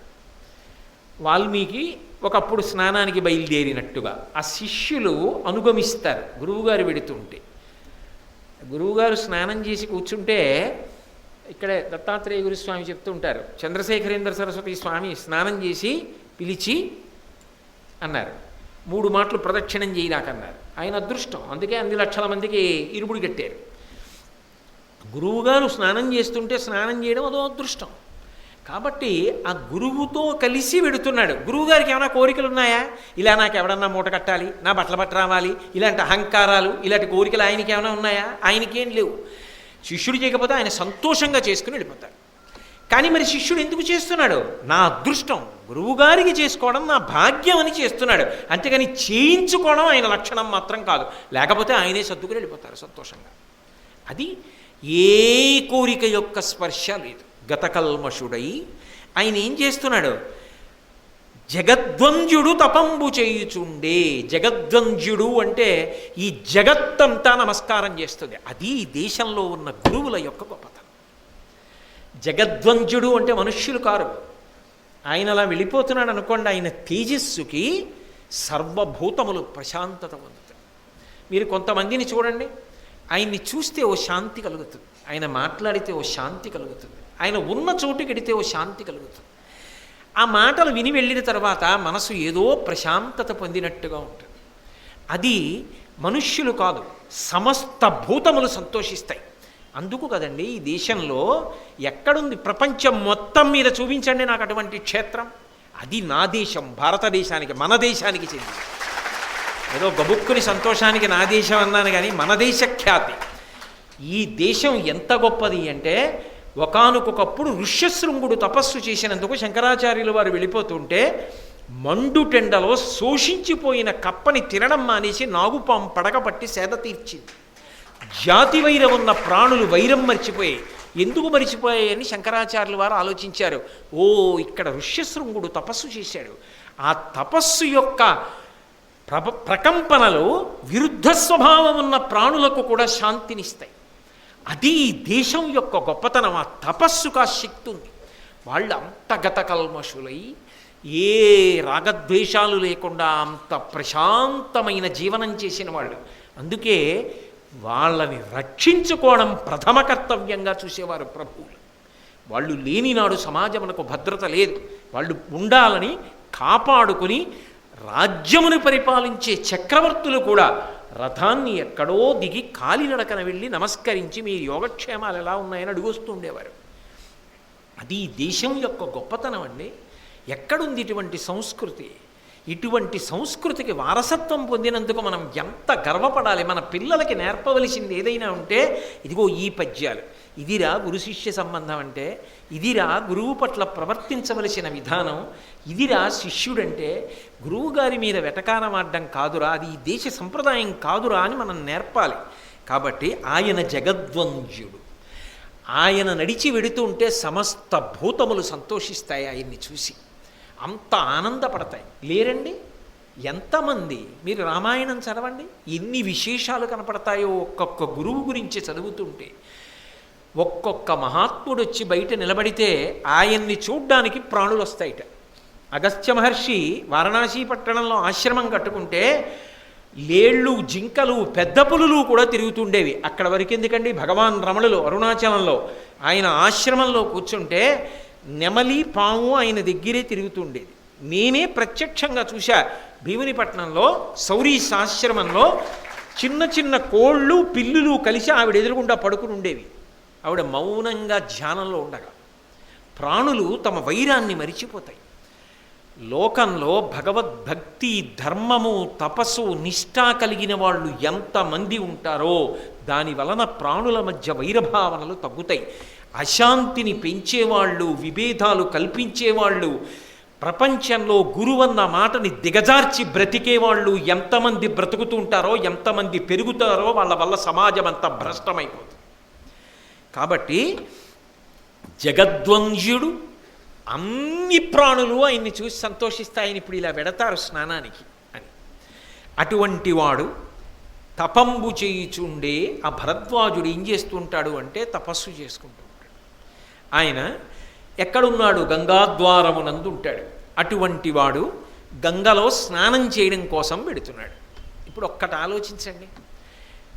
వెళ్ళింది ఎక్కడికి? స్నానానికి, గంగా స్నానానికి వెళ్ళాడు. గంగకి ఒక శక్తి ఉంది. గంగా గంగా గంగా అని మీరు అన్నారనుకోండి, గంగానది గంగానది గంగానది అనుచు పలుకు గుణవంతులకు ఉన్నట్టాడు శ్రీనాథుడు కాశీఖండంలో. గంగా గంగా గంగా అని 3 మాటలు తలుచుకుంటే గంగమ్మ స్నానం చేసిన ఫలితాన్ని ఇస్తుంది. గంగమ్మని మంత్రంతో పిలిచారనుకోండి వస్తుంది. ప్రతిరోజు మనం ఆ కలశపెట్టి పూజ చేసేటప్పుడు గంగే చ యమునే చైవ గోదావరి సరస్వతి నర్మదే సింధు కావేర్యౌ జలేస్మిన్ సన్నిధింకురు అని పిలవట్లా? ఈ నీళ్లలోకి రామ్మా నువ్వని పిలిస్తే వస్తుందా తల్లి? నదులకు అధిష్టాన దేవతలు ఉన్నాయి, ప్రత్యక్షంగా కనపడ్డారు. మీకు నేను ఎన్నో మాటలు చెప్పాను. పక్కన ఉన్నటువంటి భద్రాచల క్షేత్రంలో గోదావరి నది దగ్గరికి వెళ్ళి పమిడిఘంటం వారు అన్నదానం చేస్తుండేవారు. ఆయన నెయ్యి సమయానికి రాకపోతే, అమ్మా గోదావరి 2 బిందెలు నెయ్యి అప్పియమ్మా అని బిందెలు నీళ్లలో ముంచి పైకి తీశారు. 2 బిందెల్లో నీళ్లు నెయ్యి. ఆయన పట్టుకెళ్ళి అన్నదానం చేసి మళ్ళీ 2 బిందెల నెయ్యి తీసుకెళ్ళి గోదావరిలో కలిపేశారు. నీరైపోయింది. అమ్మవారు అనుగ్రహించింది. నదులకు అధిష్టాన దేవతలు ఉన్నాయి, వాళ్ళు అనుగ్రహిస్తారనడానికి ఈ దేశం ప్రబలతార్కాణం. అటువంటి దేశంలో జగద్వంద్యుడైనటువంటి మహానుభావుడు ఆ భరద్వాజుడు గంగా స్నానానికి వెళ్ళాడు. గంగ అంత పవిత్రమైంది కదా. నాబోటి అధమాధముడే గంగానది స్నానానికి వెళ్ళేటప్పటికి మనస్సు ఎంతో సంతోషిస్తుందే. అమ్మయ్యా గంగా స్నానానికి వచ్చానని పొంగిపోతానే. అటువంటి వాడు, ఇంత గతకల్ముషుడు, ఇంతటి తపస్సున్నవాడు, ఇంతటి జగద్వంద్యుడు గంగానది దగ్గరికి వెళ్ళి స్నానం చేస్తుంటే ఆయనకి అన్యమైన భావనలు కలిగే అవకాశం ఉంటుందండి? ఉంటుందా? ఉండదు. ఒకవేళ అలా కలిగిందనుకోండి, అది ఆయన స్వభావం కాదు. ఏదో భగవంతుని యొక్క ఆలోచన ఉంది వెనకాతల. ఎవరో ఒక మహాపురుషుడు పుట్టాలి అంటే ఇంకొక మహాపురుషుడు యొక్క తేజస్సు కదలాలి. కదిలితే తప్ప పుట్టడం. అందుకని కదపడానికి ఏదో జరగాలి తప్పించి ఆయన అటువంటి వాటికి లొంగిపోయే చౌకబారు మనస్తత్వం ఉన్నవాడు కాడు. అది చెప్పడానికి ఎంత గొప్ప పద్యరచన చేసుకొస్తున్నారో చూడండి నన్నయ్య గారు. పునాదిని బట్టి కదూ ఇల్లు. ఇటువంటి వాడు గంగానది దగ్గరికి వెళ్ళాడు, సంకల్పం చేశాడు, స్నానం చేశాడు. స్నానం చేసి సంతోషించి ఇక బయటికి రావాలి. అదే సమయంలో ఘృతాచి వచ్చింది. ఘృతాచి అప్సరస. అప్సరస అంటే వాళ్ళు నీటిలోంచి పుట్టిన వాళ్ళు అని. అప్సరస అంటే నీటి నుంచి ప్రాదుర్భావమును పొందిన వాళ్ళని అప్సరసలు అని పిలుస్తారు. ఒక్కొక్క అప్సరస జీవితం ఏమో కానీ మహాత్ముల యొక్క పుట్టుకకు కారణమవుతారు. ఘృతాచి 2 మహాత్ముల యొక్క పుట్టుకకు కారణమైంది. ఘృతాచి వలన ద్రోణాచార్యుల వారు పుట్టాడు. ఘృతాచి వలన శుకాచార్యుల వారు పుట్టారు. శుకుడు పుట్టుకతో మహాజ్ఞాని, భక్తి జ్ఞాన వైరాగ్యములు కలిగినవాడు. భాగవతాన్నంతటినీ కూడా లోకానికి ఇచ్చినవాడు మహానుభావుడైనటువంటి శుకబ్రహ్మ. అటువంటి శుకబ్రహ్మ వ్యాసుడికి పుట్టడానికి కారణం ఘృతాచిని చూడడమే. శుకబ్రహ్మ పుట్టడానికి ఘృతాచి కారణం. ఇక్కడ ద్రోణాచార్యుల వారు పుట్టడానికి ఘృతాచి కారణం. ఆ ఘృతాచి కూడా అదే సమయంలో స్నానం చేసి బయటికి వెడుతోంది. ఈయన ఆమె వంక చూశాడు. ఆయన ఏం చూస్తాడు? ఆయన శరీరములు చూడడం. ఇది చెట్టు, ఇది పుట్ట, ఇది పాము, ఇది ఈగ, అది కాదు ఆయన చూసేది. ఆయన భగవంతుణ్ణి చూస్తాడు. అటువంటి వాడి బుద్ధిలో అకస్మాత్తుగా మార్పు వచ్చింది. ఆమె వంక చూడగానే ఆయన యొక్క రేతస్సు స్ఖలనమైంది, ఆయన యొక్క తేజస్సు జారిపడింది. ఉత్తరక్షణమైన గ్రహించాడు. ఘృతాచి అంతర్ధానమైపోయింది. ఓ, నాకు ఇటువంటి ఆలోచన మనసులో రాకూడదు. ఆలోచన వచ్చిన ఉత్తరక్షణంలో నా తేజస్సు స్ఖలనము కాకూడదు. స్ఖలనమైంది అంటే దీని వెనక భగవంతుని యొక్క ప్రణాళిక ఏదో ఉంది. అందుకని ఆయన ఏం చేశాడంటే చేతిని ద్రోణము చేశాడు, అంటే దొప్ప చేసి తన యొక్క తేజస్సుని పట్టి తీసుకెళ్ళి ద్రోణ కలశమునందుంచాడు. ద్రోణ కలశశ్చ మే వాయవ్యాని చ మే అని వేదంలో రుద్రాధ్యాయంలో చెప్తాం కదా. యజ్ఞమునందు కానీ పూజలో కానీ పరమ పవిత్రమైన పదార్థమును ఉంచడానికి ఉపయోగించేటటువంటి పాత్రకి ద్రోణ కలశమని పేరు. అందులోకి తీసుకెళ్ళి వీర్యాన్ని నిక్షేపించాడు, దాన్ని అలా ఉంచాడు. అంటే ఇప్పుడు ఎందుకు అలా ఉంచడం అంటే ఆయన ఒక సంకల్పం చేసుకున్నాడు, నా మనసు అలా కదలడానికి అవకాశం లేదు, కానీ నా మనసు కదిలింది. నా మనసు కదిలినది నిజానికి కేవలము ప్రాకృతమైన బుద్ధితో కదిలే అవకాశం లేదు కనుక ఈశ్వరుడి యొక్క ప్రణాళిక ఏదో ఉంది, ఎవరో ఒక మహాత్ముడు పుట్టవలసిన అవసరం ఉంది. అందుకని ఆయన దాన్ని పరమ పవిత్రంగా కలశలో భద్రం చేసి ఉంచాడు. ఇప్పుడు ఆ కలశంలోంచి రేతో సంబంధం లేకుండా, అంటే క్షేత్రస్పర్శ లేకుండా, స్త్రీ సంబంధం లేకుండా ద్రోణ కలశమే ఆయన పుట్టడానికి గర్భమై ఆ ద్రోణ కలశములోంచి ఒక పిల్లవాడు ఆవిర్భవించాడు. అటువంటి కారణజన్ములు పుట్టిన గడ్డ. ఆయన అన్నాడు, ఆ పిల్లవాడు పుట్టిన క్రమాన్ని చూశాడు, వీడికి నేను ఏమని పేరు పెట్టాలి? వీడు నా సంబంధం అందా? నాకు అసలు మనసు కదిలే అవకాశం లేదు, అకస్మాత్తుగా కదిలింది భగవంతుని అనుగ్రహం. మాతృ సంబంధం అందామన్నావా? నేను ఇలా కంటితో ఒక్కసారి చూసింది ఘృతాచిని, ఆమె వెంటనే అంతర్ధానమై వెళ్ళిపోయింది. ఆమె ఈ తేజస్సుని భరించలేదు. భగవంతుని ప్రణాళిక ఏదో ఉందని నేను కలశమునందుంచాను. ఈ పిల్లవాడు కలశాన్ని ఒక తల్లి కడుపులా భావన చేసుకుని పరమ పవిత్రమైన ద్రోణ కలశము నుండి ఆవిర్భవించాడు. ఇంత పవిత్రమైన పుట్టుక కలిగినవాడు సుమా అంటే ఇది స్మరించినంత మాత్రం చేత లోకమనకు అనుగ్రహం కలగాలి. కాబట్టి పిల్లవాడికి వేరు పేరు ఉంచను, ద్రోణుడు అని పేరుంచుతాను. ఇందులో దాపరికం లేదు. ఆ పిల్లవాడి పేరు వినగానే అందరికీ తెలియాలి ఇలా జరిగిందని. అంటే ఎంత దాపరికం లేనివాడో చూడండి. ద్రోణుడన్న పేరు ఉంచుతాను అన్నాడు, ద్రోణుడు అని పేరు ఉంచాడు. అయితే ఒక విచిత్రం ఒకటి ఉంటుంది, ఈ లోకానికి ఒక లక్షణం ఉంటుంది. దీన్ని మర్త్యలోకం అంటారు. ఎంతటి మహాత్ముడు కానివ్వండి, ఆయన వెళ్ళిపోవలసింది, ఆయన వెళ్ళిపోయి తీరాలి. ఈ శరీరంతో ఆయన వెళ్ళడానికి ఉండదు, ఈ శరీరాన్ని ఇక్కడ వదిలిపెట్టి వెళ్ళిపోవాలి. అది శంకరాచార్యులు వారు కానివ్వండి, చంద్రశేఖరేంద్ర సరస్వతి స్వామి కానివ్వండి, రామకృష్ణ పరమహంస కానివ్వండి, వివేకానందుడు కానివ్వండి, ఎంతటి మహాత్ముడు కానివ్వండి, ఎప్పుడో అప్పుడో శరీరాన్ని ఇక్కడ వదిలిపెట్టేసి వెళ్ళిపోతారు. మరి మర్త్యలోకంలో గురువుగారిగా ద్రోణుడు వచ్చాడు కదూ, ఆయన సాక్షాత్ బృహస్పతి యొక్క అంశ, లేదు శుక్రాచార్యుల వారి అంశ. ఇద్దరు గురువులే. గురువు అన్న తర్వాత రాక్షసులకు గురువా దేవతలకు గురువా వదిలిపెట్టండి, గురువు గురువే. అటువంటి గురువు ఇప్పుడు మరి ఆయన కూడా శరీరాన్ని ఒకప్పుడు వదిలిపెట్టాలి కదా. ఆయన మాత్రం శరీరంతో అలా ఎలా ఉండిపోతాడు? ఇంత గొప్పవాడు శరీరం విడిచిపెట్టడానికి కూడా ఏదో ఒక బలమైన కారణం, లేకపోతే పుట్టుక ఎంత గొప్పదో వెళ్ళిపోవడం కూడా అంత గొప్పది అవ్వాలి కదా. అలా అవ్వకపోతే ఆ జీవితానికి పరమార్థం ఏది? అందుకని అది అందరిలా వెళ్ళిపోవడం ఎలా కుదురుతుంది? ఒక అటువంటి మహాత్ముడు అంత గొప్పగా వెళ్ళాలి. అంత గొప్పగా వెళ్ళాలి అంటే అలా ఎందుకు వెళ్ళాడో, ఎందుకు యుద్ధం చేశాడో ఆ విషయాలు నేను ఆ సంగతులు వచ్చినప్పుడు మీతో మనవి చేస్తాను. ద్రోణుణ్ణి యుద్ధభూమిలో పడగొట్టగలిగినటువంటి పిల్లవాడు కూడా ఒకటి రావాలి, లేదా అటువంటి పిల్లవాడు పుట్టడానికి కారణమయ్యేవాడు రావాలి. అప్పుడు వాడి వలన ద్రోణుణ్ణి చంపేవాడు రావాలి, అంటే ఆయనకి కొడుకుగా రావాలి. అప్పుడు ద్రోణుడు పుట్టిన రోజునే ద్రోణుడి మరణానికి కూడా కారణం ఏర్పడుతుంది. మీరు బాగా పట్టుకున్నారో లేదో నేను అన్నమాట. అప్పుడే జగత్ అంటారు, అప్పుడే మర్త్యలోకం అంటారు. ఇవాళ కొబ్బరి విత్తనంలోంచి పైకి చిన్న అంకురం వచ్చిందనుకోండి, అది కొబ్బరి చెట్టు పుట్టిన రోజు. పుట్టినది అంటే కాలములో ఇంతకు ముందు లేనిది కాలములో ఒక రోజున వచ్చినది. దానికి అర్థం ఏమిటో తెలుసా? అది కాలములో వచ్చింది కాబట్టి కాలములో వెళ్ళిపోతుంది, అది శాశ్వతంగా ఉండదు. దానికి పుట్టినరోజు ఉన్నది, అది ఎప్పుడూ ఉన్నది కాదు, అది ఎప్పుడో ఒకప్పుడు పుట్టింది అంటే అది ఎప్పుడో ఒకప్పుడు వెళ్ళిపోతుంది. అది ఉండేది మాత్రం కాదు. ఆ శరీరము కానీ ఆ రూపములు కానీ అవి ఉండవు. అది మొక్క కావచ్చు, జంతువు కావచ్చు, లేకపోతే శరీరం కావచ్చు, ఏదైనా సరే పుడితే వెళ్ళిపోవాలి. దాని ధర్మం, ఆ ధర్మం నిలబడాలి. అది పరమేశ్వరుడి యొక్క వ్యూహం. అందుకే అన్ని ప్రాణులు వికారం చెంది వెళ్ళిపోతాయి ఎప్పుడో అప్పుడు. ఉండాలి ఉండాలని ఎంత ఆక్రోశించినా సరే, ఎంత ఆయన ఉంటే బాగుండని లోకమంతా ఎలుగెత్తి నిలబడినా సరే ఆయన వెళ్ళిపోవలసిందే ఏదో ఒకప్పుడు. దానికి ఏదో కారణం ఉండాలి. నింద లేకుండా బొందిపోలేదు అంటారు.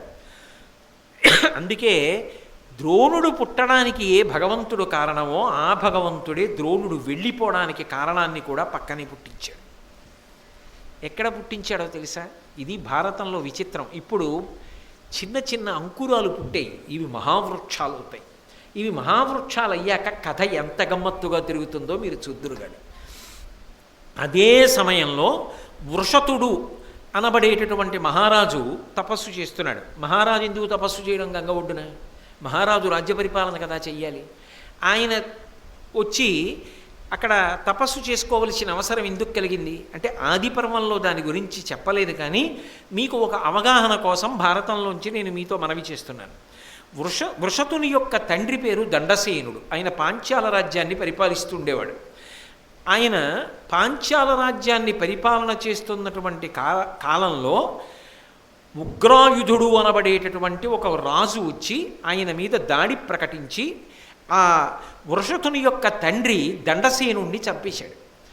చంపేస్తే ఈ వృషతుడు అనబడేటటువంటి పిల్లవాడు భయపడ్డాడు. అమ్మో, ఇక్కడ ఉంటే రాజకుమారుడు కదా, ఉత్తరోత్తర వంశం కదా, శత్రుశేషం బతకనివ్వరు కదా, అందుకని నన్ను చంపేస్తాడని ఆ పిల్లవాడు ఏం చేశాడంటే ఆ వృషతుడు రాజ్యాన్ని వదిలిపెట్టేసి తండ్రి చచ్చిపోయాడని చెప్పి అరణ్యాలకు వచ్చేసాడు. అరణ్యంలో తపస్సు చేసుకుంటున్నాడు. ఇప్పుడు రాజ్యం ఎవరికి వెళ్ళిపోయింది? ఉగ్రాయుధుడికి వెళ్ళిపోయింది. మరి దండసేనుడిని చంపేశాడుగా, అందులో ఆయన పుచ్చేసుకున్నాడు రాజ్యం. రాజుగారి కొడుకు ఈ వృషతుడు అరణ్యానికి వచ్చాడు. ఇప్పుడు రాజ్యం పోయింది ఎలాగో. నిజంగా వచ్చిన వైరాగ్యం కాదు, చేయడానికి ఏమీ లేదు కాబట్టి తపస్సు చేసుకుంటున్నాడు. భరద్వాజుడి తపస్సుకి వృషతుడి తపస్సుకి అక్కడ తేడా ఉంది. అందుకు తపస్సు చేస్తున్నాడు ఈయన. ఆ వచ్చిన ఉగ్రాయుధుడు ఏం చేశాడంటే పాంచాల రాజ్యాన్ని ఒక్కదాన్ని కబళించి ఊరుకోలేదు, పక్కన ఉన్న హస్తినాపురం మీదకి వెళ్ళాడు. హస్తినాపురం అప్పటికి భీష్మాచార్యుల వారి చేత రక్షింపబడుతోంది. భీష్మాచార్యుల వారి తండ్రి శంతన మహారాజు గారు ఆ కొద్ది రోజుల క్రితం మరణించాడు, శరీరం వదిలిపెట్టాడు. కాబట్టి ఆయన అశౌచంలో ఉన్నాడు భీష్మాచార్యుల వారు. ఆయనకి పెద్ద లెక్క కాదు ఈ ఉగ్రాయుధుణ్ణి చంపడం, కానీ చెప్పే కదా ధర్మం ప్రధానం. భీష్ముడు అన్నాడు, ఆ ఉగ్రాయుధుడన్నవాడు రాజ్యం మీదకి దండయాత్రకు వచ్చాడు, యుద్ధానికి పిలుస్తున్నాడు, నేను వెళ్ళవచ్చా అని అడిగాడు పురోహితుల్ని. వాళ్ళు అన్నారు, మీ తండ్రి గారు మరణించారు, మీరు అశౌచంలో ఉన్నారు, మీ అశౌచం తీరిపోయే వరకు మీరు చేతితో ధనస్సు పట్టుకోకూడదు అన్నారు. అదో పరమ పవిత్రమైనటువంటి విశేషం ధనస్సు, మీరు పట్టుకోకూడదు అన్నారు. మరి ఎలా? నేను పట్టుకోను కాబట్టి వాడు వచ్చి రాజ్యాన్ని కబళిస్తే ఈ లోపల సంధి అన్న పేరుతో రాయబారాలు చేస్తూ ఉండండి. ఏదో పొద్దున్న వెళ్ళండి, మాట్లాడండి, మా ప్రభువుని కనుక్కుని రేపు వస్తామనండి, ఇలా కాలక్షేపం చేయండి, ఈలోగా మా నాన్నగారికి సంబంధించిన అశౌచం పోతుంది, నేను వెళ్ళి వాడిని మట్టు పెడతానన్నాడు. నిజంగానే కొంతకాలం అయిపోయింది, ఆయన అలా బేరసారాలు చేస్తూనే ఉన్నాడు. ఈలోగా భీష్మాచార్యుల వారికి అశౌచం తీరిపోయింది, ధనస్సు పట్టుకుని యుద్ధానికి వెళ్ళాడు. భీష్ముడు ముందు ఎవరు నిలబడగలడు? ఆయన వెంటనే ఈ వచ్చినటువంటి ఉగ్రాయుధుడు అనబడేటటువంటి రాజుని చంపేశాడు. చంపేసి విచారణ చేశాడు, వీడు ఎంతమంది రాజుల యొక్క రాజ్యాలు గెలిచాడని అడిగాడు. పక్కనే ఉన్న పాంచాల రాజ్యాన్ని పరిపాలిస్తున్నటువంటి మహానుభావుడు దండసేనుడు అన్నవాడిని చంపేశాడండి. ఆయన కొడుకు వృషతుడు అన్నవాడు ఎక్కడో అరణ్యాలకు వెళ్ళి తపస్సు చేసుకుంటున్నాడు. అక్కడ ఉండిపోయాడు ఆ పిల్లవాడు. ఈయన పాంచాల రాజ్యాన్ని అంతటినీ కూడా కబళించాడు. భీష్ముడు ఎంత ధర్మాత్ముడో చూడండి. ఆయన అన్నాడు, ఆ రాజ్యం ఎవరికి వెడుతుంది? వృషతుడికి కదా వెళ్ళాలి. ఆయన ఎక్కడ ఉన్నాడో వెతికించండి అన్నాడు. ఆయన వెతుక్కుంటూ బయలుదేరారు. ఆయన గంగా తీరంలో తపస్సు చేసుకుంటున్నాడు. ఆ తపస్సు చేసుకుంటున్న వాడిని వెతికి పట్టుకుని వెనక్కి తీసుకురావాలి. ఈలోగా ఆయన అక్కడ తపస్సు చేసుకుంటూ ఉండగా ఆయన ఒక రోజున గంగలో స్నానం చేస్తుంటే ఆయనకి ఆ పక్కనే ఆ గంగా స్నానం చేస్తున్నటువంటి సమయంలోనే మేనక వసంత కుసుమాలు కోస్తూ కనపడింది. మేనకా దర్శనం అవగానే ఇన్ని కష్టాల్లో ఉన్నవాడికి, అసలు మనసు సంతోషంగా లేనివాడికి ఆశ్చర్యకరంగా వీర్యము స్ఖలనమైతే ఆయన సిగ్గుపడ్డాడు. సిగ్గుపడి తన పాదము చేత ఆచ్ఛాదించాడు, కప్పాడు తన తేజస్సుని. పాదము చేత కప్పితే తేజస్సుని అందులోంచో పిల్లవాడు బయటకు వచ్చాడు. వాడో కారణజన్ముడు. నేను మీకు చెప్పాగా, ద్రోణుడి మరణానికి కారణం పుట్టాలి, పుట్టుక పక్కన మరణం ఉండాలి, అందుకు రావాలి పక్కన. లేకపోతే ఇంతటి మహాత్ముడు మరి ఎలా వెళ్ళిపోవాలి? మరి కారణాన్ని పుట్టించద్దు పక్కన. అందుకని పాదము చేత కప్పితే వచ్చాడు కాబట్టి ద్రుపదుడు అన్నారు. అప్పటికింకా వృషతుడికి రాజ్యం లేదు. అందుకని ఆయన ఏం చేయాలి? ఈ పిల్లాన్ని తీసుకెళ్ళి భరద్వాజుడికి ఇచ్చాడు. ఇచ్చి భరద్వాజ ఎలాగో నీ దగ్గర ఓ కారణజన్ముడు ద్రోణుడు పుట్టాడుగా, ఆ పిల్లవాడికి విద్యాభ్యాసం చేయిస్తావుగా, నా కొడుక్కి కూడా విద్యాభ్యాసం చేయించన్నాడు. ఆయన మనసులో ఏ కల్మషం లేనివాడు. పోన్లే పాపం పిల్లవాడు కష్టాల్లో ఉన్నాడు, ఏదో తపస్సు చేసుకుంటున్నాడు, నేను విద్య వచ్చిన వాడిని నేర్పుతాను రమ్మని చెప్పి తన కొడుకు ద్రోణాచార్యుల వారిని ఈ వృషతుని యొక్క కుమారుడు ద్రుపదుణ్ణి ఇద్దరినీ కూర్చోబెట్టుకుని పాఠాలు నేర్పాడు. విచిత్రం ఏమిటో తెలుసా? ఏ ఇద్దరూ కలిసి పాఠాలు నేర్చుకున్నారో ఆ ఇద్దరే ప్రబల శత్రువులై ఆ ద్రుపదుడే ద్రోణుడిని చంపగలిగిన కొడుకు పుట్టాలని యజ్ఞం చేసి దృష్టజ్ఞం నుండి కానీ ద్రోణాచార్యుల వారిని చంపించాడు. అది భగవంతుడి యొక్క వ్యూహం అలా ఉంటుంది. కాబట్టి ఇప్పుడు ఆ ద్రుపదుడు పెరుగుతున్నాడు భరద్వాజుడి దగ్గర. ఈలోగా భీష్మాచార్యుల వారు వెతకమన్నాడు. ఎక్కడున్నాడు రా వృషతుడు చూడమంటే అరణ్యంలో దొరికాడు. ఒరే నాయన, మీ నాన్న రాజ్యం నీకు ఇచ్చేస్తారట భీష్మాచార్యుల వారు రమ్మన్నారు. వెనక్కి తీసుకెళ్లారు. భీష్ముడు అన్నాడు, నీ రాజ్యం నువ్వు వేలుకోరా అబ్బాయి, మీ నాన్న మరణించాడు కదా, నీకు చెందుతుందా రాజ్యం, నాకెందుకు, నువ్వు తీసుకొని ఇచ్చేశాడు. అది భీష్మాచార్యుల వారి యొక్క ధర్మం. ఈ దేశం యొక్క ఔదార్యం ఎంత గొప్పదో ఆలోచించండి. అది ఈ దేశం యొక్క సంస్కృతి. మీరు అందుకే గమనించండి, రాముడు అరణ్యవాసంలో సుగ్రీవుడితో స్నేహం చేశాడు.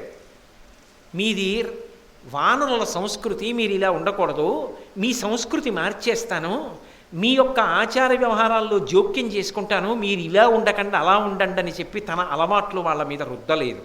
వాళ్ళ సంస్కృతిని గౌరవించి వాళ్ళ సంస్కృతి అలాగే ఉండేటట్టుగా వదిలిపెట్టేశాడు.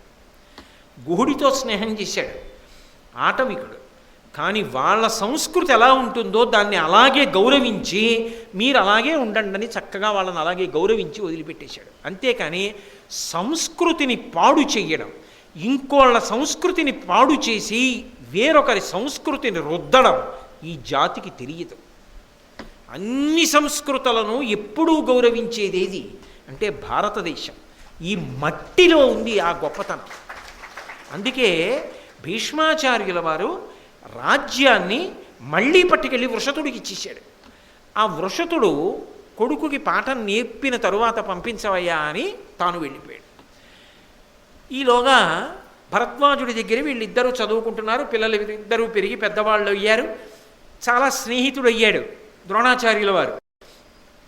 నేను ఇంత కష్టంలో ఉండగా, మా నాన్నగారు అరణ్యంలో ఉండగా మీ నాన్నగారు ఆశ్రమంలో పెట్టుకుని నాకు చదువు నేర్పారు, తండ్రిగా నిలబడ్డాడు.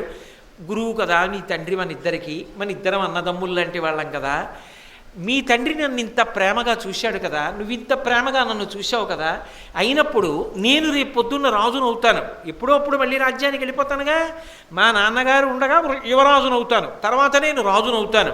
ఒక్కటి గుర్తుపెట్టుకో ద్రోణ, నా రాజ్యభోగములన్నీ నీ భోగములే. కాబట్టి నువ్వు ఎప్పుడైనా సరే మళ్ళీ నేను ఉన్న చోటికొచ్చి హాయిగా సంతోషంగా నాతో పాటు రాజభోగాలు అనుభవించు అన్నాడు ద్రుపదుడు. అడిగాడా ద్రోణుడు? అడగలేదు. అడగకుండా పిలిచి మాటిచ్చాడు ద్రుపదుడు. కొంతకాలం అయిపోయిన తరువాత ద్రుపదుడు తన రాజ్యానికి వెళ్ళిపోయాడు, యువరాజు అయిపోయాడు, తండ్రి పోయాడు, తర్వాత తాను పట్టాభిషిక్తుడయ్యాడు, పాంచాల రాజ్యాన్ని పరిపాలిస్తున్నాడు. ఇక్కడ ద్రోణుడు అనుకోకుండా తండ్రి గారి దగ్గర విద్యాభ్యాసం పూర్తి చేసిన తరువాత అగ్నివేశ్యుడు అనబడేటటువంటి వేరొక ఋషి ఆశ్రమానికి వెళ్ళాడు. ఆయన ఎందుకు ఇచ్చాడో తెలియదు. ఓ వేదం చెప్తారు, ఇంకొకటి చెప్తారు. ఆగ్నేయాస్త్రాన్ని సమంత్రకంగా ఉపదేశం చేశాడు. మీరు ఇది గమనించాలి. కొంతమందిని భగవంతుడు కొన్ని పనుల కోసం పుట్టిస్తాడు. వాళ్ళు ఒకలా అవుదాం అనుకుంటారు, కానీ భగవంతుడు వాళ్ళని ఒకలా తయారు చేసుకుంటాడు. చంద్రశేఖరేంద్ర సరస్వతి స్వామి వారు సన్యాసం తీసుకుందామని పీఠాధిపతి అవుదామని జన్మలో అనుకోవాలి. 13వ ఏట అకస్మాత్తుగా ఇన్ని ఒంటెద్దు బండెక్కించి తీసుకెడుతున్నారు కలవై. నన్ను ఎందుకు తీసుకెడుతున్నారు? మా అన్నయ్య గారు ఒంట్లో బాగానే ఉందా అని అడిగారు. ఆ పూర్వాశ్రమంలో వాళ్ళ అన్నయ్య గారు సన్యాసం తీసుకున్నారు. మీ అన్నయ్య గారు కూడా చనిపోయారయ్యా, మసూచి వచ్చి బ్రహ్మీభూతులయ్యారు, ఇప్పుడు మీకే పీఠాధిపత్యం ఇచ్చేస్తున్నారన్నారు. 13 ఏళ్ల పిల్లాడు, కంచి కామకోటికి పీఠాధిపత్యం. ఆయనకి ఏమీ తెలియదు. ఇంగ్లీష్ చదువుకునేవారు ఆ రోజుల్లో. అమ్మ పెట్టిన సద్దన్నం తినడం అలవాటు. పీఠాధిపత్యం ఎలా కుదురుతుంది? ఏం చెయ్యాలో అర్థం కాక బండిలో బోర్లా పడుకుని రామ రామ రామ రామ రామ అంటూ రామనామం చేశాను. నాకేం తెలియదు. అమ్మవారికి అఖిలాండేశ్వరికి కుండలాలు మారుస్తుంటే నన్ను గుళ్ళో కూర్చోమంటే సత్యదండం పట్టు కూర్చున్నాను. ఆకలి వేసేసేది, పొద్దున్నే అమ్మ పెట్టిన సద్దెన్నం గుర్తొచ్చేది. నా సన్యాసాశ్రమం అలా ప్రారంభమైంది అని చెప్పుకున్నారు. ఆ తర్వాత యావత్ ప్రపంచం కొన్ని కోట్ల మంది ఆయన పాదముల ముందు మోకరిల్లి నమస్కరించారు. అటువంటి జగద్గురు అయ్యారు, మహానుభావుడయ్యారు. ఇప్పటికీ బృందావనం దగ్గరికి వెడితే వింటారంటారేమిటి? నాకైతే పరమనమ్మకం. ఫలానా వారు వచ్చారు స్వామి అని చెప్తారు. మహానుభావుడు. ఆ స్థాయికి ఆయన వెళ్ళిపోలా. ఎవరు ఎందుకు పుట్టారో దానికి పనికొచ్చేటట్టుగా భగవంతుడు తిప్పుకుంటాడు. ద్రోణాచార్యుల వారు ఎప్పుడూ విలువిద్య నేర్చుకుందాం అనుకున్నాడని ఎక్కడైనా ఉందా భారతంలో? ఆగ్నేయాస్త్రం నేర్చుకుందాం, బ్రహ్మాస్త్రం నేర్చుకుందాం, వారుణాస్త్రం నేర్చుకుందామని ఆయన అనుకోలేదు. కానీ భగవంతుడు ఉన్నాడే, అందుకు కదు పుట్టించాడు, అందుకు కదు కదిలింది భరద్వాజుని మనస్సు. గొప్ప గురువు అయితే తప్ప పాండవులకి విద్య నేర్పడానికి గురువు రాడు. ఆయన కష్టపడి చదువుకోక్కర్లేదు, ఆయనకి అలా కలిసి వచ్చేయాలంతే. ఆయనకి రూపాయి కాసు కలిసి రాలా జీవితంలో. ఏం కలిసి వచ్చిందంటే విద్య కలిసి వచ్చింది. ఏ విద్య కలిసి వచ్చింది? విలువిద్య కలిసి వచ్చింది. బ్రాహ్మణుడు ఏం చదువుకోవాలి? వేదాంగములు చదువుకున్నాడు. ఓ పురాణం చెప్పడమా, ఓ ధర్మం చెప్పడమా అంటే కాదు, ఇంతమందికి విలువిద్య నేర్పాడు. ఈ విలువిద్య తాను నేర్చుకుందాం అనుకోలేదు, తాను ఎవరికి చెప్దాం అనుకోలేదు, కానీ అనుకోకుండా తాను గురువై కూర్చున్నాడు అంతే. అది గురువు అవడం అంటే. అంతేకాని నేను గురువును అని బోర్డు పెట్టుకుని గురువు అవరు. ప్రజల యొక్క గురి చేత గురువు అవుతాడు. ఆ గురి కలగడానికి పరమేశ్వరుడు వాడిని అలా తీర్చిదిద్దుకుంటాడు. అందుచేత గురువులు అవుతారు తప్ప నేను ఇంత గురువునని బోర్డు పెట్టుకుంటే గురువు అవుతారా లోకంలో ఎక్కడైనా? అదో అమాయకత్వం తప్ప. కాబట్టి అగ్నివేశ్యుని ఆశ్రమానికి వెళ్ళి ఆగ్నేయాస్త్ర ప్రయోగం నేర్చుకున్నాడు. ఎందుకు? ఆయన ఏం చేస్తాడు? బ్రాహ్మణుడు అస్త్రప్రయోగం చేయొచ్చా? బ్రాహ్మణుడు యుద్ధం చేయొచ్చా? చేయకూడదు. మరి ఎందుకు నేర్చుకున్నాడు? ఏమో ఆయనకి తెలియదు. ఆయన ఎందుకో ఇచ్చాడు, ఆయన నేర్చుకున్నాడు. గురువుగారి మాట కాదనకూడదు, నేర్చుకున్నాడు. ఆయన ఎప్పుడూ ప్రయోగించలేదు. తన దగ్గరే ఉంది ఆ మంత్రం, ఉంది కాబట్టి పురస్చరణ చేస్తాడు. సరే, ఈలోగా కృపాచార్యుల వారి చెల్లెలు కృపి అనబడేటటువంటి పిల్లని పెళ్లి చేసుకున్నాడు. అశ్వత్థామ మహాతేజోమూర్తి. ఆ అశ్వత్థామ పుట్టాడు. ఈ అశ్వత్థామ పుట్టిన తర్వాత ఆయనకి దరిద్రం గుర్తొచ్చింది. ఎందుకని?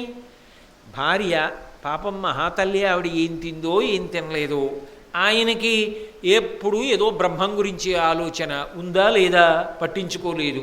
బ్రాహ్మణుడి యొక్క ఐశ్వర్యమంతా పేదరికమే. అందుకని పరమ సంతోషంతో కాలం గడిపేశాడు. అలా ఇంత గొప్పగా కాలం గడిపేస్తుంటే ఎప్పుడో ఒకప్పుడు మరి కొడుకంటూ పుట్టిన తర్వాత వాడికి కాసిన పాలు కావలసి ఉంటాయి కదండి. భీష్ముడికి చెప్పుకున్నాడు ఎందుకు వెళ్ళవలసి వచ్చిందో. ఏమి మాట్లాడతాడో నిజంగా. భీష్ముడి దగ్గరికి వెళ్ళినప్పుడు అవసరం వచ్చింది, ఓ రూపాయి సంపాదించాలి ఎలా అనుకున్నాడు. ఎలా సంపాదించాలి రూపాయి అని ఆలోచించాడు. ఆ రోజుల్లో పరశురాముడు దానాలు చేస్తున్నాడు అని విన్నాడు. సమస్త భూమిని కూడా దానం చేశాడు కశ్యప ప్రజాపతికి. వచ్చిన వాళ్ళందరికీ దానం ఇస్తున్నాడు అని విన్నాడు. తాను బ్రాహ్మణుడు కదా, దానం పట్టచ్చు. పరశురాముడి దగ్గరికి వెళ్ళి ఏదైనా దానం అడుగుతాడు. 4 ఆవులు ఇచ్చినా చాలుగా. ఆ దూడల వలన వచ్చిన గడ్డి తింటాయి, పాలిస్తాయి, ఆ పాలు పిల్లవాడు తాగుతాడు, నేను హోమం చేసుకుంటాను, చాలు, జీవితం వెళ్ళిపోతుంది. అబ్బా, ఎంత తృప్తి అండి నిజంగా. ఇది కావాలని తాపత్రయం లేదు వాళ్ళకి, నాకు ఏమి ఇవ్వలేదు ఈశ్వరుడని విద్య చేత ఆనందపడిపోయారు అంతే. నేను వెనకటికి ఎవరో ఒక ఆయన్ని అడిగితే ఆయన అన్నాడు, నా దగ్గర పిఠాపురం రాజా వారి ఇచ్చిన పెద్ద అంచు పంచి ఒకటి ఉందండి, ఇలా ఆయన దగ్గర ఉన్న 4 పంచెల గురించి చెప్పు పొంగిపోయాడు ఒక ఆయన. ఎంత తృప్తిరా మహానుభావ అనుకున్నాను. కాబట్టి ఆయన పరశురాముడి దగ్గరికి దానానికి ఎడతానన్నాడు. ఆ పరశురాముడి దగ్గరికి వెళ్ళాడు. భగవంతుడు ద్రోణుణ్ణి ఎంత గొప్పగా తయారు చేసుకున్నాడో, ఆ పరశురాముడు ఏమన్నాడో, అసలు ఏం మాట్లాడాడో అనుకోకుండా ద్రోణుడు అంత గొప్ప విలువిద్యలో గురువు ఎలా అయ్యాడో, ఎందుకు అయ్యాడో, అసలు మాటలంటే ఇద్దరు సామాన్యులు మాట్లాడుకుంటే ఏముంటుందండి. పరశురాముడు అంటే ఎటువంటి తేజోమూర్తి. ఆ పరశురాముడి దగ్గరికి ద్రోణాచార్యుడు వెళ్ళి మాట్లాడితే ఎలా ఉంటుంది, పరశురాముడు ఏమన్నాడు, ద్రోణుడు ఏమన్నాడు, ఎంత గొప్ప గురువుగా ఎలా మారాడు, ఈ విషయాలు మళ్ళీ రేపు సాయంకాలం 7 గంటలకి కలుసుకున్నప్పుడు ప్రారంభం చేస్తాను. మంగళాశాసన పరై మదాచార్య పురోగమై సర్వైశ్చ పూర్వైరాచార్యై సత్కృతాయాస్తు మంగళం. మంగళం కోసలేంద్రాయ మహనీయ గుణాత్మనే చక్రవర్తి తనూజాయ సర్వభౌమాయ మంగళం. ఉమాకాంతాయ కాంతాయ కామితార్థప్రదాయినే శ్రీగిరీశాయ దేవాయ మలినాథాయ మంగళం. సర్వం శ్రీ ఉమామహేశ్వర పరబ్రహ్మార్పణమస్తు. స్వస్తి.